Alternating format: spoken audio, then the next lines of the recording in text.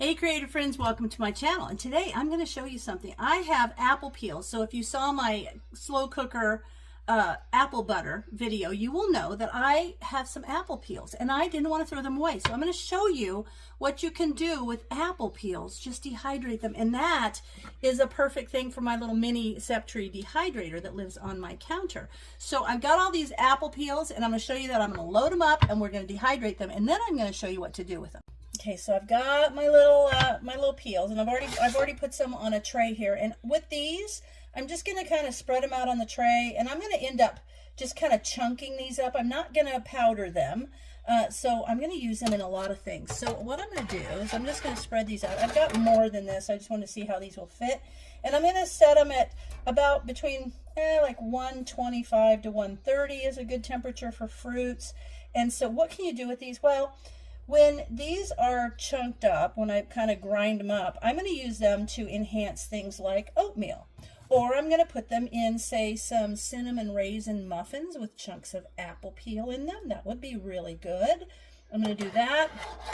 I could put them in smoothies. You could throw them in some smoothies. Oh, good. I've got room to do the rest of my peels. There they are.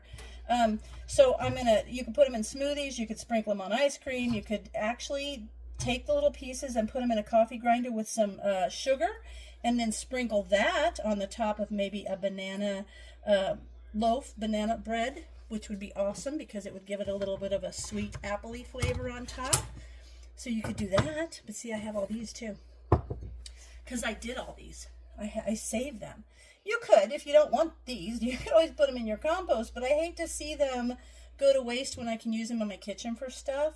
They're really good, ground up, like if you take sugar cookies and put the dehydrated fruit in the sugar that you're going to roll the sugar cookies in. That's awesome.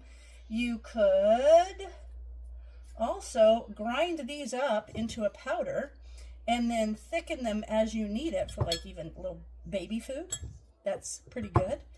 So you can thicken, add some water, like anything that you grind down to a powder is awesome for baby food, because then you can just add water to it to get it to the consistency of the level of what the baby is eating at the time, which is kind of a great idea, because instead of going and spending money on the different levels of baby food, you make your own right there.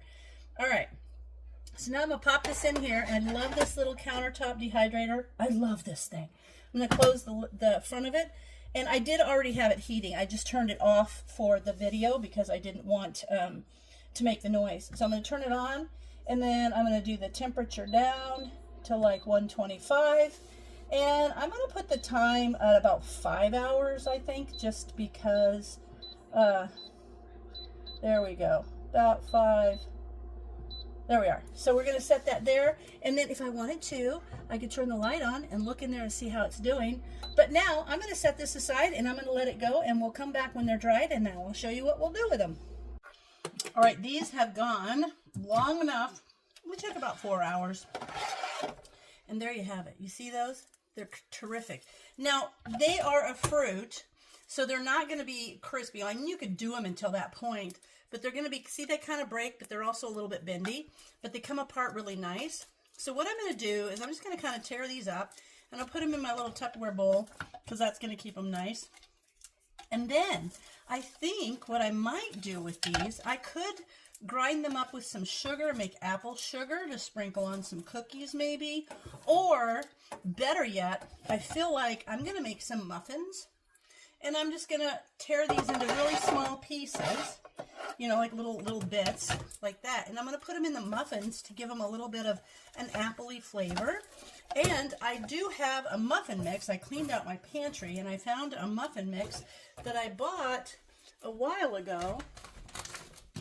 And I'm going to try this. It's the Spice Apple brand muffin mix from Bob's Red Mill.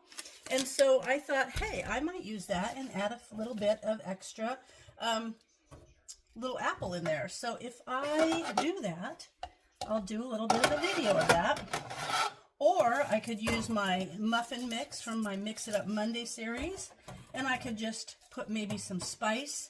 Maybe I'll do that because I think this might be a little, yeah, it's kind of old. I don't want to risk ruining it if it's not going to rise or something because it's an older mix. But I might just do my Mix It Up Monday muffin mix and maybe do some apple pie spice in it with maybe some walnuts and these apple pieces. So this is what you can do with your apple peels.